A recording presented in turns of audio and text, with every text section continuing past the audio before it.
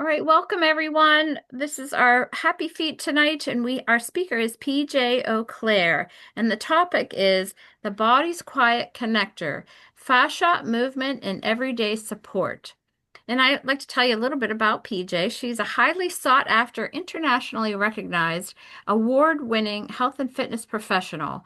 She has published numerous fitness and therapeutic articles spanning in many disciplines, including her most recent chapters published in 2020 called Movement Therapy for Breast Cancer, Fascia in Sport and Movement, second edition, and Exercise and Fascial Movement, it's a hard word, Therapy for Cancer Patients in Fascia Function and Medical Applications.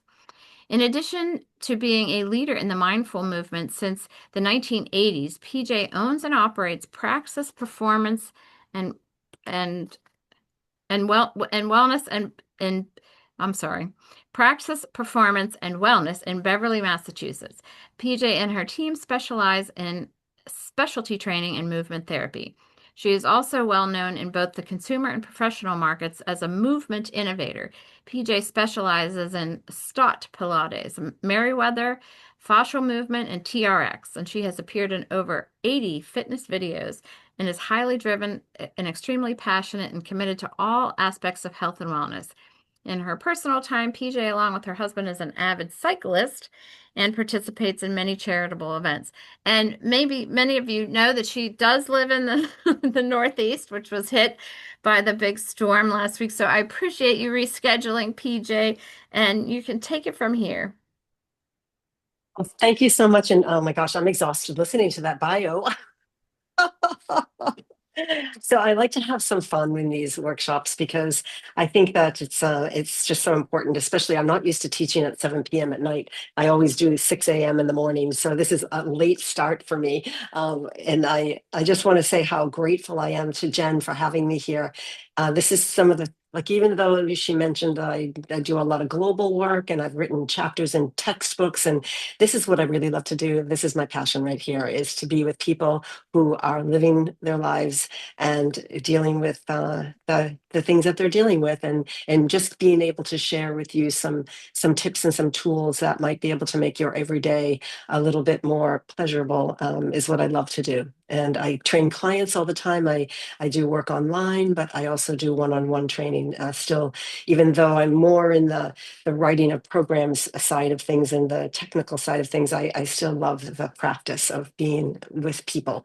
And I do hope tonight that if you have any questions or even any comments or anything that you want to share, that you unmute yourself and ask the questions, because I love interaction. It's sometimes hard to be there in a little box and not have the feedback. So if I ask for a thumbs up and you want to give one, that would be great. There's even a little reaction tool you can use. So unfortunately, with this New England weather, I got a cold. So if I sound funny, that's why. So pardon me for, I'm probably going to have to stop every once in a while to clear my throat. But I'm really, like I said, thrilled to be here and part of this community. I do a lot of charitable work. I do a lot of lectures, and I also attend a lot of really great meetings. And right now I'm working with Dana-Farber and the oncology team at Dana-Farber, working on what exercise means for cancer patients. And all of my work is really personal. You know, I do it for, I'm not paid for that work. I do it just to be able to write programs and to be able to help people. So today, though, I just want you to relax. It's not an exercise class. You can take a deep breath in. You're not going to have to perform. You're not going to have to keep up with anyone. You're just here to participate by listening. And if you want to do something else, if I show you something and you want to do more, then I invite you to do that. But listen, tonight is only about, hearing what I have to say, exploring a little bit maybe of the experientials if you choose to. I think all of you got the ball, right? If you got a gift from the company I work with, I'm going to show you some really fun things that you can do with the ball, and you can throw it up in the air at the end of the class. Okay. But we're going to have some fun. But we're going to do some technical things first. And the technical things are really more just to get you to understand where I'm coming from with this whole idea of the quiet connector. So I'm going to show you a PowerPoint presentation. And I will pause here and there. You'll do a little movement things here and there. But like I said, you just being there and listening is participation enough for me. I'm not going to be looking for anyone to have to do anything. Okay. I'm going to share my screen. I do have a couple of videos that I'm going to show in the PowerPoint presentation tonight. And these two videos are completely opposite in how they are delivered. One of them is more technical, and the other is more experiential. Okay, so I'm going to show you those videos when we get to there. And if at any point you can't hear me, or you are having difficulty seeing something that I'm showing, please let me know by unmuting yourself or sending a message to Jen, because I don't watch the chat when I'm teaching. It's too much for me to do, to be honest with you. I'm going to be doing the PowerPoint, and I don't like to tell you I'm doing something when I'm not. I'm not going to look at the chat. So if you need me, or if you can't hear something, please never feel funny about saying something or asking Jen for some help. Okay, I'm going to share my screen now. And let me know if you can not see it, but I'm pretty sure we already tested this. It should be there. Okay, so can you see the cover page? Yeah. Okay, so the body's quiet connector, fascia, movement, and everyday support. And as I said, I'm going to stop the closed caption shows up automatically. As I said, I'm so happy to be part of Cancer Bridges, and I'm thrilled to be here with you tonight. So thank you for having me. Okay, so the first thing I want to talk a little bit about is just, this is a conversation tonight, and I mentioned that it's a conversation about movement and support. And I know that a lot of you are people who are impacted by cancer yourselves. I know that there's a lot of caregivers perhaps that might be here, or supporters, but no movement is required today. Listening, as I said before, is participation. So sit back and relax and just enjoy. So the approach today that I have is educational. It's not prescriptive at all. I'm not a diagnostic practitioner. I'm not a physical therapist. I'm a movement expert, and I am a program development person. I write programs for people of all different types of people with cancer, people that are athletes, many different people, and many different programs for lots of large fitness companies. So I've worked for Zumba, I've worked for Reebok, I've worked for Stop Pilates, I've worked for TRX. A lot of companies will hire me to come in and write a program based on a particular subject title. And tonight's subject title is fascia and movement. And what you're going to learn is that small movements matter. So you don't have to do as much as you might think you have to do to really see benefit. And that's, I think, the most powerful part of tonight's presentation. And as I said before, rest is participation. Your body is what's going to set the pace tonight, okay, not me. So fascia, as you can see, this lovely picture here is kind of like a woven veil. It's the body's quiet connector. It's present everywhere. It's ubiquitous in the body. It's absolutely everywhere, but it's rarely ever named or explained. And in fact, I want to tell you that when I first started studying about fascia, I went to every textbook as a good student would, right? I went to every textbook, and every textbook had a different definition. And I thought, well, no wonder everybody's confused about what fascia is. All of these amazing anatomical textbooks that you would always think you could go to for support all had different definitions. So no wonder it's a confusion in the marketplace. No wonder we're all confused about it. If you ask a doctor what fascia is, they're going to tell you something extremely different than a myofascial therapist who does massage. It's completely a different system, completely a different structure. So it really depends on where you're coming from. But what fascia does is it connects absolutely everything. It connects your muscles, wraps around every organ in your body, compartmentalizes every organ. It's in every joint. Like if you think of your hip joint and how your leg bone can slide and glide in the hip joint, it's because of the fascia that lines the bone. It's around every nerve, and it's part of every movement and every sensation in your entire body. So it's pretty important stuff. We want to really truly understand it. The picture on the right, I think, is beautiful because it shows you how it's compartmentalized, yet it's also like a woven veil. If you look at the first picture here, this is a muscle here, this little picture down the bottom, and every single muscle fiber, every muscle bundle is wrapped in fascia. And then you see this sheath here, the next picture that shows how the white stuff. So if you look at a textbook, you see the white stuff. The white stuff is where you need support. If you all agree with me, you need support in your lower back, right? Your lumbar spine. You need support. That's why it shows up as white, because the fascia is the support structure. It helps hold things up. It holds things together. It's kind of like the glue in the body. Okay. This is the first video, and this is more technical, but it's interesting, and I think it's relevant for you to get a broad spectrum here. It's 2 minutes long. Okay, it's not very long, but it's just 2 minutes long. So, and let me please know if you can hear when I start playing. Fascia is a specific type of connective tissue that has collagen fibers and elastin fibers deposited in a ground substance. The fibers are woven together much like the fibers of a sweater. Fascia is a three-dimensional web that surrounds every other tissue in the body. Fascia surrounds nerves, bones, arteries, veins, as well as muscles. Fascia is the great organizer of the body and organizes muscles into functional units. On a deeper layer, each muscle fiber is surrounded by a fascial sheath called the endomysium. These fibers are bound together by another fascial sheath called the paramysium, forming muscle fascicles. Surrounding the entire muscle is the epimysium, the outermost fascial sheath that organizes muscle and keeps it separate from the surrounding tissue. Scar tissue is fascia that is deposited in areas of injury.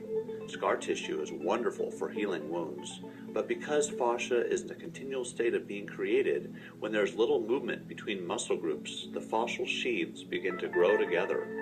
This is the formation of adhesions. Adhesions cause the muscles to lose independent movement, dragging their neighbors along with every contraction. This is energy intensive and can result in pain. Adhesions can also form within the fascial layers themselves when collagen fibers become intertwined and become glued to each other. These type of adhesions are called cross-linkages. Cross-linkages are restricted fascia that results in shortened myofascial spans. Because the fascia and muscles are responsible for positioning the bones in our bodies, restricted fascia will pull our bones out of proper alignment, causing dysfunctional movement patterns or bad posture.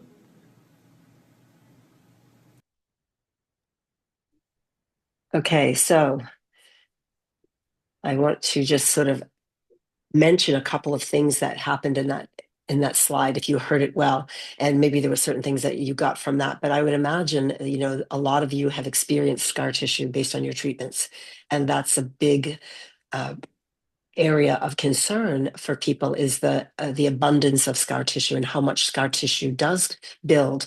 But the interesting thing about what this presentation will teach you is that when you have scar tissue, those adhesive structures in your body, it's a natural thing that happens. It's an occurrence that is natural, and there is a way for you to make that tissue healthy again, and it's not that difficult to do. So we're going to talk about that, and it's a big part of the presentation tonight, is to address how minor micro movements can make a huge impact, because fascia is adaptive to your behavior. Whatever you do, fascia will adapt, and it can change, just like it did during surgical intervention or in systemic intervention. It can do it with movement. So I just want you to realize there is really great hope when you know that fascia is adaptive to what we do, and it responds favorably to minor micro movement. So we're going to get to experience that. Let me just go on to the next slide. And that's because fascia is a living tissue. It's responsive. It responds to absolutely everything that happens in your body. It's responsive to that. Whether it be favorable or not, it's responsive. Okay, so we can look at it in many different ways. It's adaptive. So I always tell my clients, everything you do in your life is the body that you have now, because your body is adapting to your behavior on a regular basis. And that's your fascia talking. It's sensory. And how is it sensory? It's a sensory system because a lot of the receptors that pick up information in that tissue in your limbs and send the information back to the brain, all those receptors are residing in the fascial tissues. So fascia is a sensory organ. Excuse me. And it's always changing. Scott.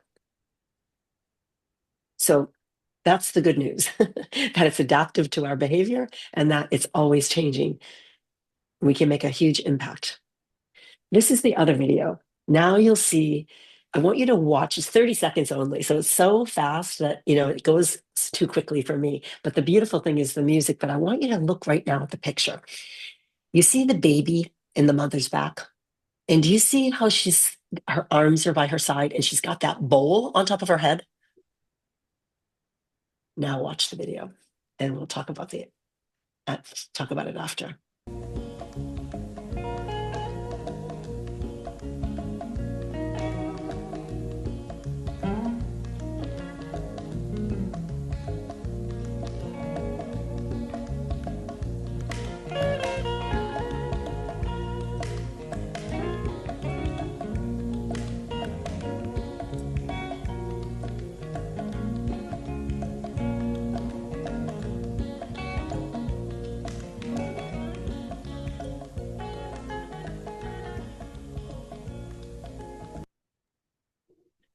What I love about that is that woman, if we asked her to walk faster, she would drop the ball. I mean, she would drop the big, huge basket on her head. She would not, the baby would be disrupted. There is a rhythm. There's a cadenced quality to her movement. She has a flow. If she were to change anything at that moment, it would disrupt the entire beautification that she walks with. Now, that baby on that mother's back is learning the same rhythm just by being in position and feeling the sensation of the mother's sway. If you think about how we walk, oftentimes we kind of walk almost like robots when you compare yourself to that. But we really have an opportunity when we walk to sway more. We have this built in, all of your tissue in your body has rhythm. But when it's disrupted with scar tissue or adhesions, it becomes very uncoordinated. We want to bring back the rhythm. We want to make our body hydrated again. We want to make our bodies able to find its own rhythmic quality. And that's a big part of the fascia. That spinal area where the baby lives, that area of support, that is very mobile on that woman. Wouldn't you agree with me? Would you give me a thumbs up on that? Would you agree? That area, she's very mobile. But again, if she were to walk faster, it wouldn't be the same. Her body has adapted to that behavior so perfectly that she can be effortless in what she's doing. It's amazing. I hope you appreciate that as much as I do. Oops, one more. There we go. Okay, so this is a kind of like if you look at that tree, the wind is blowing that tree. The tree is just like us, is adaptive to its environment. It's the environment that we are living in that we are adapted to. So your body's going to adapt to surgery. It's going to adapt to treatment. It's going to be adaptive to stress, to rest. Everything in your daily life, your body is adapting to. It's always having to constantly maneuver and change. It adapts in response to its experiences. So while you're going through treatment while you're going through, when you've had surgery, those things, if you could think about them as being your body is learning how to behave again in a different way based on a new default, a new mechanism.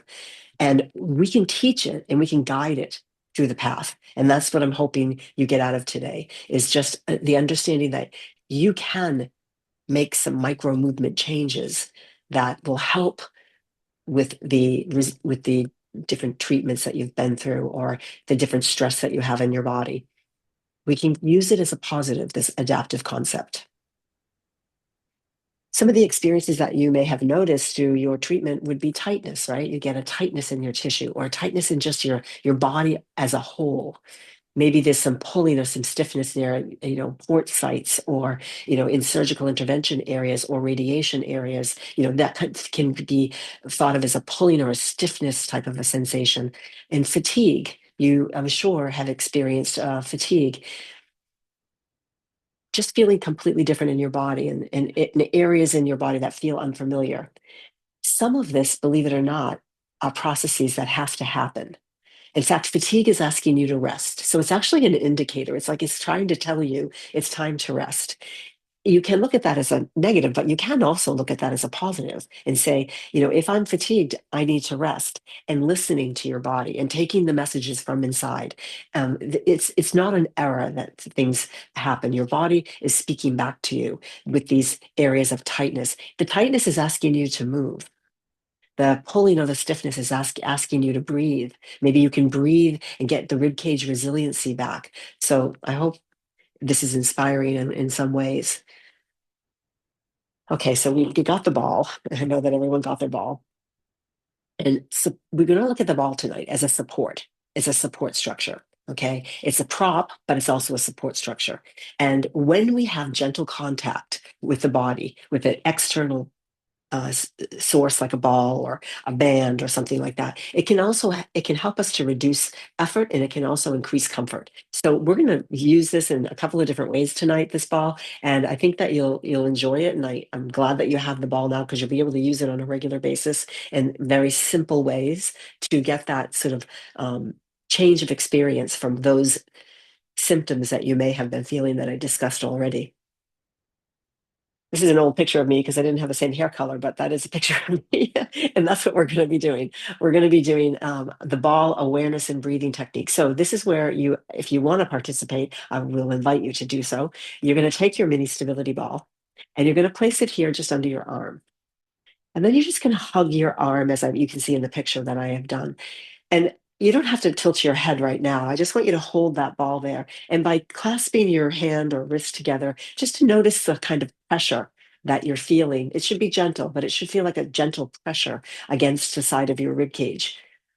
And what we'll do here is we're just going to close our eyes. If you're up for that, you can close your eyes. You can keep them open if you want. And just notice if you can use your inhalation to fill the ball up with air. Could you send the breath into the ball? Could you breathe into the ball? So we're using the ball as a focal point to send our breath.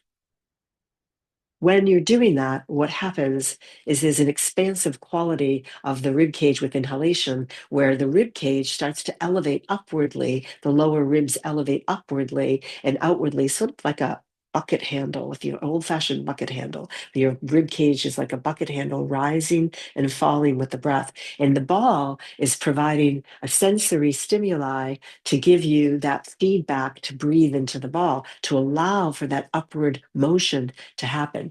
So while you're there doing that, if you would like to, you can start to inhale and drop your head and start to breathe up into the space here, so that you're sending the breath into the ball, but also up into the neck space, which is an area for lymphatic flow. And this, believe it or not, this slight pressure and the support that the ball is giving you could enhance a lymphatic flow here, which could be very beneficial for immune system function. So we're breathing in and then exhaling to come back. I'm going to have you do a couple of more breaths with the ball on the one side, and then I'm going to have you take the ball away and notice what you feel. And that's what we're looking for, is to notice if there is any change. Can you feel how the pressure starts to maybe even kind of manipulate the tissue, make it a little bit softer? It can do that. The hugging the ball gently against you can actually, that gentle pressure can actually make that skin, the tissue under the skin, a little bit more resilient. And then when you take the ball away, what you might notice is, if you take a breath in, your breath will automatically go there as if the ball is still there. And that's the way the brain works. It actually senses, and sensory, the stimuli that happens to the receptors that live in that area will be stimulated enough that even when you take the ball away, your breath will expand into that area.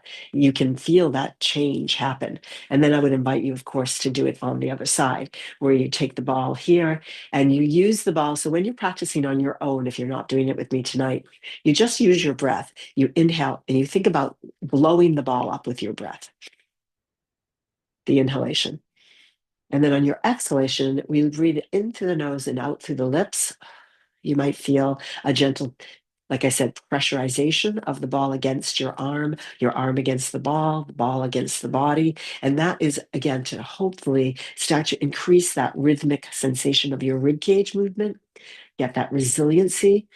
you've got a lot of fascia embedded in each of the ribs. And when you breathe like this, it starts to move that fascia and get that fascia a little bit more hydrated. Again, helping with circulation. And then I'll have you just place that ball away. So for later, if you didn't do it with me tonight, you can try that on your own. It's this easy thing to do. Now, breathing with the ball and without it is a very different sensation. If I were to ask you to just sit here and breathe right now, and if I didn't have the ball, I might get some people to be compliant, but what I have found is when I use a ball in a focal point, people feel it more. They sense it more. They feel like they're doing something, and they sense that pressurization in a supportive way. So I love using the prop because it provides that proprioception, that stimulation of awareness of where your body is breathing. You can put that ball absolutely anywhere. You can put the ball here, you can put the ball here, you can place it at your belly and do belly breathing. But wherever you put that ball and you use it as a focal point, you're going to expand the tissue in that area. Excuse me. Okay. Okay. Next is just allowing yourself to sit for a moment, going into that idea of perhaps not having a prop and just thinking about pressure, direction, support. So, what do I mean by that? What are you sitting on or are you standing? Can you feel the support that your body gets from that structure? Just notice the support and allow your body to release into the support. Because what we find ourselves doing oftentimes if we're at our desk or sitting is we're actually propped up in a rigid way. But if you were to just sort of allow your body, take the bones right now of your sit bones that you're sitting on and allow them just to just kind of like sink a little. Allow the pressure of the bone to sink into the support structure. That will definitely change how you're feeling. Just think about even like your neck muscles. Are you able to sit here? Maybe close your eyes and just allow your jaw to drop a little. Allow your tongue maybe to rest a little bit more in your mouth. And just notice how that starts to take away that rigidity, starts to soften, and then your body will change. So it's those subtleties that you can do just by being aware of it throughout your day. Like all of a sudden, just say to yourself, oh my, wow, I'm really tense right now. What can I do? Can I use the structure I'm sitting on to give my body some support? When you're lying in your bed, ask yourself, can I allow my bones to be completely supported by the bed? Can I allow that to happen? Can I let that go? And the body is going to adapt in response to that experience. Those are simple things, but they really work. The pin and pull one is a really important one, and that has a lot to do with what we call sensory stimuli. So your skin, if you take the ball and you can place the ball on your skin itself, the texture of this ball is by design. When I work with this company and I asked them to make a textured ball for me, and I wanted to have texture instead of smooth material because I wanted you to feel this texture against your skin. And then what we call this is a pin and pull. You pin the skin down, and then you take your chin and you pull. And maybe you go the other way, and then go the other way. So you don't have to do exactly what I'm saying. Just kind of explore where you feel what we call skin stretching. Okay, skin stretching is the body stocking suit right underneath your skin. You actually have a layer right below your skin that we call the body stocking suit of fascia. And that fascia is enriched with lots of receptors, these receptors that pick up information. And when you start to stimulate those receptors by pulling and stretching your skin, they create an overall sense of calmness. They bring you into what's called the parasympathetic state. So now take the ball away and just notice how your jaw feels. Maybe notice how your skin here feels. So if you have areas of scar tissue, gentle skin stretching is so powerful because it will start to take those adhesions or those crosslinks in the tissue and start to stimulate them with gentle movement. It's not a lot of pressure. It's a gentle pin and pull. And that those receptors that I talked about, I love the name of them. They're called Ruffini receptors, Raffinis. The Ruffini receptors are really wonderful at calming your nervous system down, which when you're in high levels of stress, your nervous system is in what we call sympathetic tone. This kind of an exercise can bring you out of that. And what you don't want is to be in that sympathetic tone for too long of a period of time or chronically, because what that does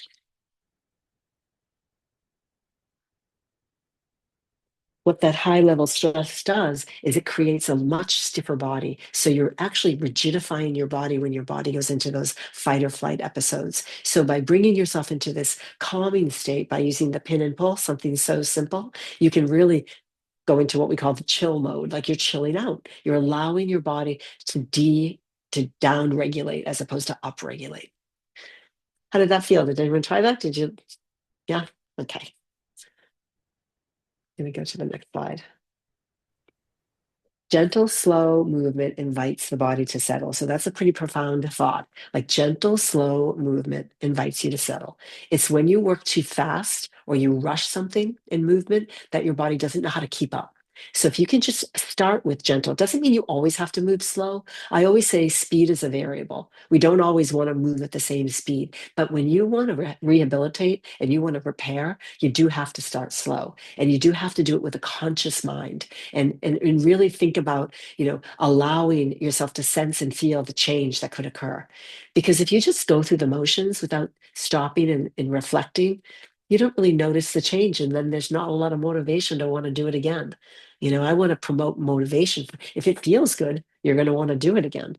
If it doesn't feel good, let's face it, it's really hard to show up to the table when you don't feel it's a great thing on your body. Now, one of the most profound ones is this limb bouncing exercise. Now, you don't have to lie down. You can do it sitting, you can do it standing, you can do it kneeling. And what it is a light, rhythmic, effortless motion, and it's called a bounce.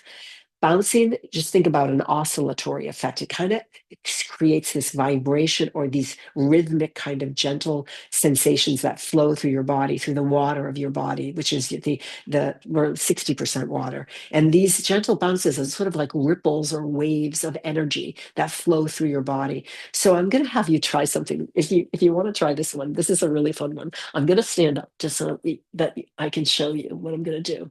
Okay, so the first thing I'm going to do is just hold my two hands. I'm going to put the ball here. Hold my hands out in front of me. So try that first. Just hold your two hands out in front of you and see if they're the same length.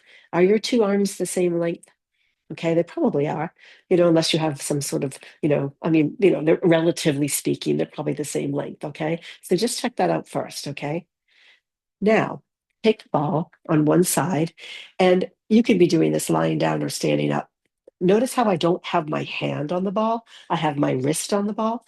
So I just have my wrist on the ball and I'm going to stiffen my arm and then I'm going to bounce. Just a little baby bounce.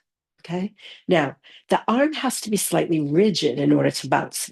Just think about that. Soft things don't bounce, right? Hard things bounce. You got to have a little bit of stiffness. Now, you can turn your arm in different directions if you want. You can turn it in like that. You can bring it over to the back of you a little bit. All right. We're going to just do this for about 45 seconds, okay? Just this easy bouncing. Now, you might feel some sort of rhythm happening. You might feel a rhythmic quality here. You might feel a sort of stimulating vibration going through. I mean, those are some things that you might be experiencing. So we've got about 5 seconds left, okay? So just do that a little bit longer. And you don't even have to move your arm. You can just keep it in one place, okay? Now just take the ball away and bring your two arms up in front of you. Anybody have a difference? I It do. seems like a Well, it's longer. it's longer, right? Okay, now Well, PJ, I am a magic. I'm a I'm magician. you are. There was a question. Does stretching have to be done within a certain time after surgery, or does it work anytime? That's a good question, and I was thinking about having a Q&A toward the end, if that's okay, Yeah. so that we can continue with this. And that's a really good question, and I want to answer that one for sure because it was relevant when we were doing the pin and pull, right? So I'm going to get to that. I'll get to that question, and keep putting them in the chat if you want to, because at the end we are going to have a Q&A, and I have a lot of good things I can share with your questions. So this rhythm and support that we're doing with the ball, why was the arm longer? That's an interesting question, right? Is anyone curious about that? Why would my arm be longer? And how long do you think it's going to last? That's the bigger question, right? I can see Bertha going, yeah, I want to know that. Okay, now it's temporary.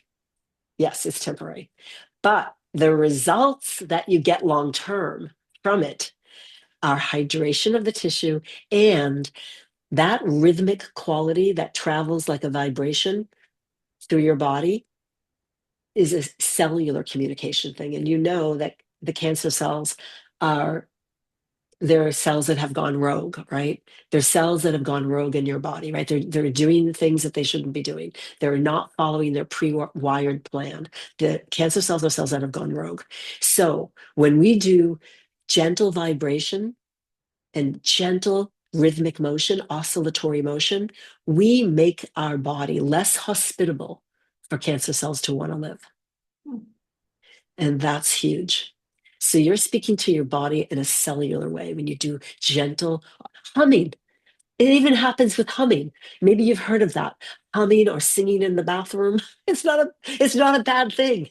All of that promotes a gentle vibration. You've probably heard of sound healing, right? All of this is speaking the same language. But if you can use a little ball for literally 45 seconds to get that experience, to me, that's pretty powerful.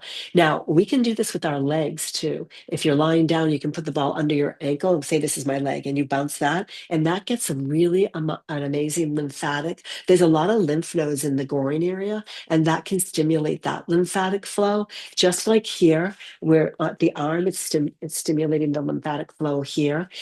I have a lot of clients that have had lymphedema and they love the ball. In fact, I have another ball that I sometimes use. I'll show it to you. It's a bigger ball, right? Same company and everything, but the bigger ball is just a little bit higher when they're lying down, and it's some people happen to like it a little bit more for different limb sizes. It depends on the limb. But for lymphedema, that is very painful. And we have clients that have taken these balls home with them because they say it really helps. The pressure and the pain goes away. So that's because of that rhythmic, low load, low, gentle rhythmic motion. And also just it invites your body to communicate in a healthy way. And that's the beauty of that. Okay. So rhythm and gentle movement help the body communicate internally. It's an internal communication system. You're speaking to your nervous system, you're speaking to your cells. And, if nothing else, the cells are hierarchical. I think that they are more important sometimes than our brain. Now, I don't think I should really say that. You know what I mean? You were a cell before you even had a brain. Let's just remember that one thing, okay? In evolution, we were cells before we had a brain. So cells are quite important, and they have a communication all on their own. They don't listen to the brain. They communicate to each other, and we want our cells to communicate in positive ways.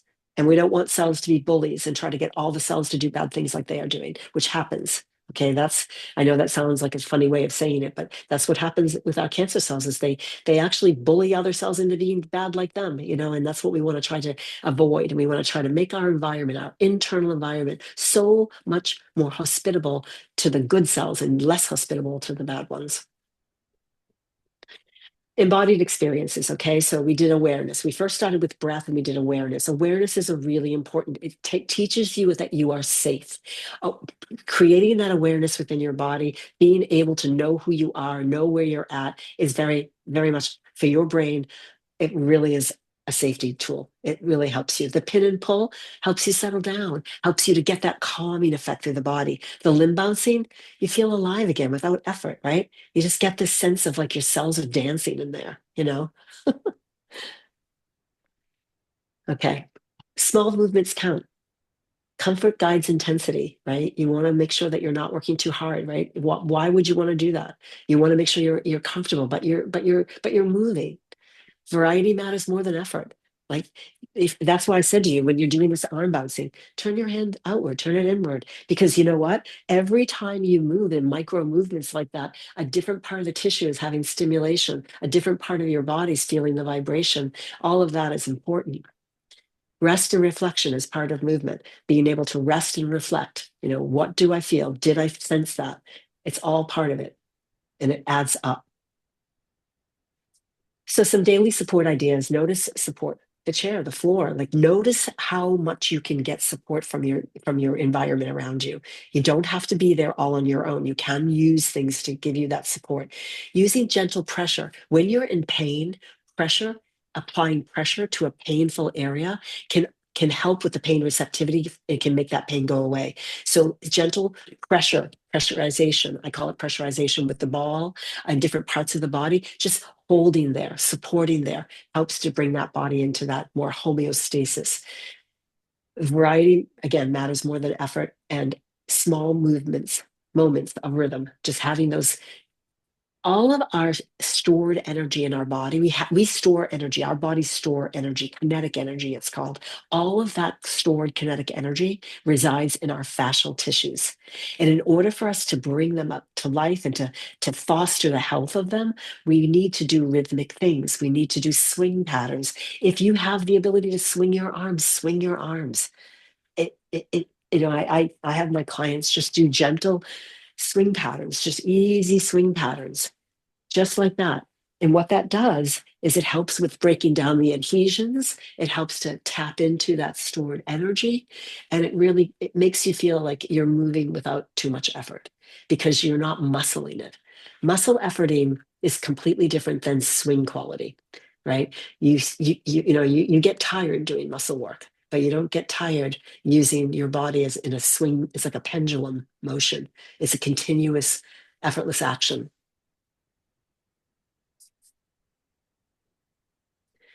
Embodied experiences again. So awareness works with noticing support, ball work, gentle pressure, limb bouncing, rhythm. So these are the takeaways. These are the things for you to remember. We're looking to get that support, that gentle pressure, that rhythm, that rhythmic flow. Fascia reminds us that the body is always in relationship with itself. Small moments of support can make meaningful differences over time. And it really starts to foster the strength, starts to foster the capability, and it starts to foster the sense of, being in relationship with yourself again. And, sometimes people struggling with cancer don't want to be in relationship, but there are parts of your body that desire your attention, and you can make an impact by going back in and relating. Thank you. Okay.